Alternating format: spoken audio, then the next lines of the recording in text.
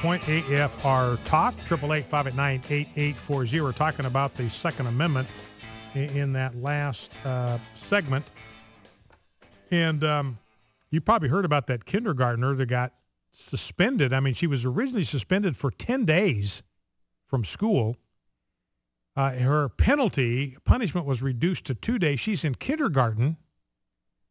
She was suspended from kindergarten after she told a friend that she was going to shoot her with a pink toy gun that blows bubbles. It uses soap. What it shoots out of the end of the barrel is soap bubbles. And the school staff identified her as a terrorist threat. I mean, the school officials at Mount Carmel Area School District concluded that she was a, quote, terrorist threat, end quote. She's 5 years old. It's a gun that shoots soap bubbles, criminally. They grilled her for 30 minutes, so she was interrogated by school officials, and then she was required to be evaluated by a school psychologist. Now, this gets into her record. Remember all this mental health stuff? This gets into her record. She'll never be allowed to defend herself the rest of her life. You know, Eric Holder's out there. He said on Friday, I don't know who he was talking to here, but he said the government will consider, quote, imposing tough penalties on gun traffickers who help funnel weapons to dangerous criminals.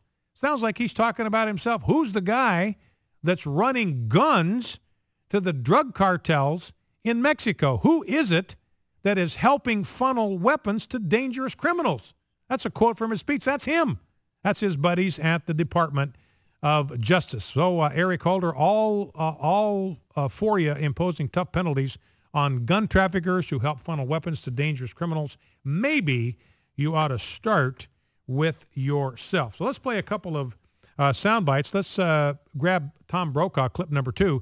Remember, I have read numerous times the statement from Thomas Jefferson and a number of other founding fathers that the point of the Second Amendment, the point of having an armed citizenry, is to protect against tyranny. Here is the historically challenged Tom Brokaw.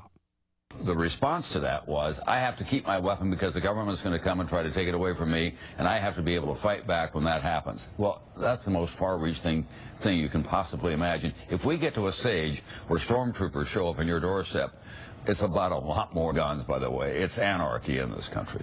So he's saying, look, that's far-reaching. Well, ask Thomas Jefferson how far-reaching it is to have the government come and try to take your guns away from you. That's exactly what triggered our war with Britain. It triggered the Declaration of Independence. They came to disarm the American citizens. There's David Axelrod, clip number 3. And again, remember, Rahm Emanuel said, look, you never want to let a crisis go to waste. And according to David Axelrod, they're not going to do that when it comes to guns. Clip 3. But one thing that gives me hope is that I see 90%, 85, 90% of Americans saying, yes, we should have universal background checks of anyone who buys a gun. That would be an enormous step forward. And frankly, I don't think even the NRA can defeat that because I think there's such a consensus among the American people for that. 65% of Americans think we ought to limit the size of these magazines to a reasonable number of rounds so that we don't have situations where people can open fire on a crowd and not have to reload so they can't be subdued. So there are measures that have enormous support among the public. I think that there's an opportunity now to do something that didn't exist before, but I am mindful of the fact that, you know, the NRA may speak in some ways for a more of a fringe when it comes to this notion of people being armed in case, you know, an overweening government comes to get them and so on. You hear some of that. But I think the vast majority of gun owners understand that there are reasonable steps that we need to take. So that's David Axelrod, never let a good crisis go to waste, claiming the American people are with him, and they are not. Here's an interesting fact. According to John Lott, who knows more about guns and gun violence than anybody in America, assault weapons, these American sporting rifles, again, that's what we're talking about. We're talking about sporting rifles. Mechanism is no different than a hunting rifle, absolutely no different than a hunting rifle, none, zip, zero, nada, mechanism exactly the same. they were responsible, these sporting rifles were responsible for 0.012 of all deaths in America in 2011. 0.012%. That is, what is that, 12 100ths of 1%?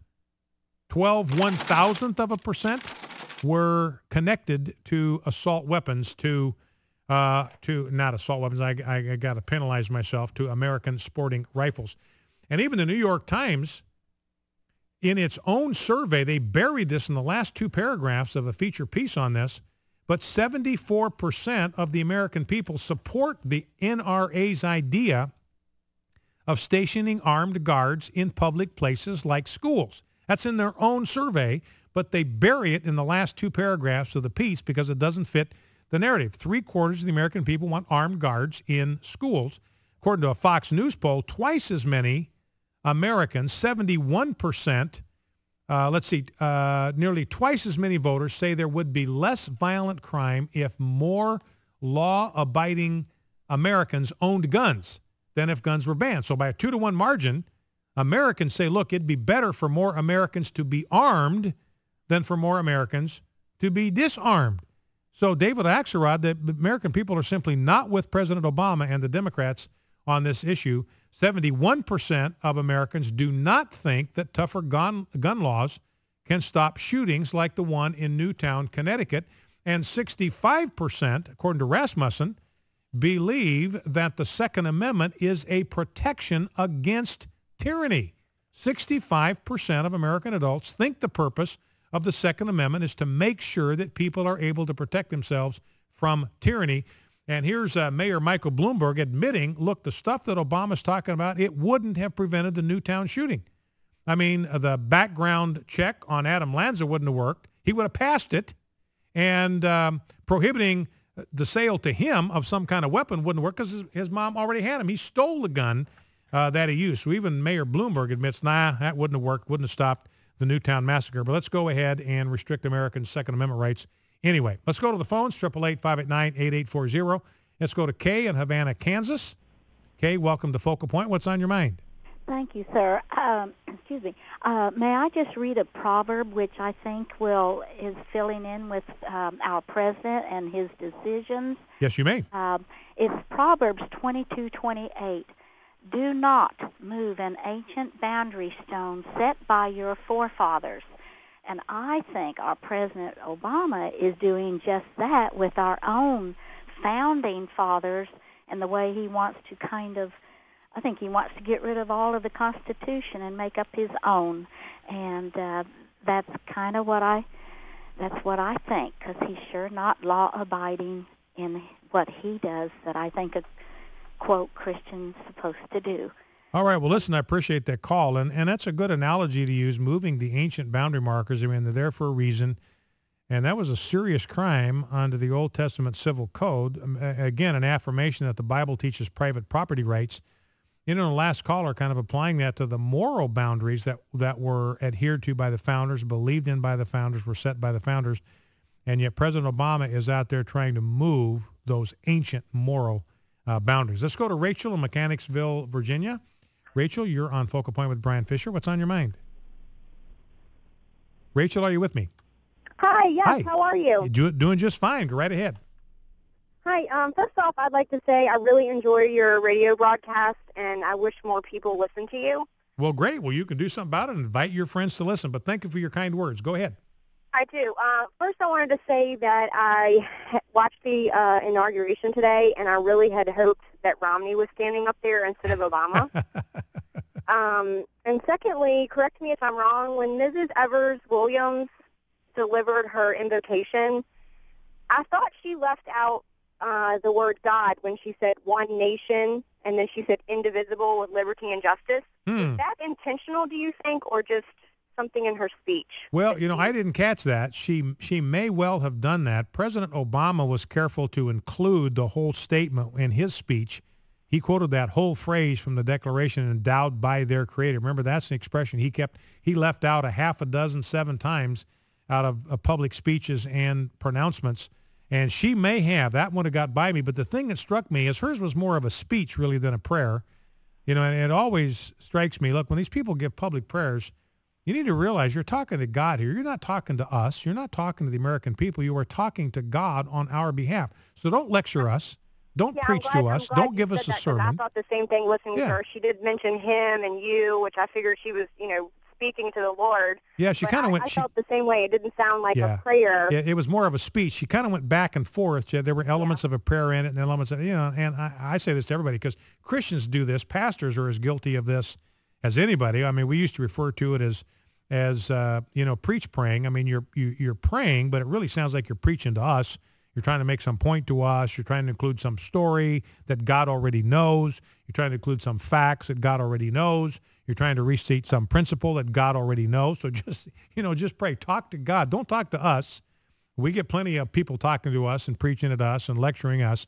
We want you to pray for us. You're talking to God, so don't forget you're talking to God. But the one thing I did appreciate, Rachel, about her prayer is she did pray it in Jesus' name. So I was glad to see that. I was glad, too, because I was wondering where her direction was going to go and how it was going to set the tone for, everyone else and how they perceived her invocation and what Obama was going to say. And overall, I was pleased with it. I did watch it, even though I did not vote for him, only because he is our president. And, I hate to miss out on stuff like that. But I did sit there wondering what the direction of the nation would be if Mr. Romney had been standing up there instead. Well, it would have been a different vision, that's for sure. And, the president's, David Plouffe has reiterated this morning that the president's agenda is going to be guns and immigration. He said that right out. That's what the president is going after. He is going to go after gun control, which, remember, ladies and gentlemen, is not gun control, it's people control. That's what the president's going for. He's going for people control, and he's going for amnesty. And again, as I mentioned, I think we've got to watch Marco Rubio here, because Marco Rubio is very close to being at exactly the same place that President Obama is on immigration. Marco Rubio wants to deal with the illegal aliens that are in this country by putting them on a guaranteed pathway to citizenship. Bad idea. It rewards lawbreakers. It encourages more illegal immigration. Focal Point AFR Talk, back in 2.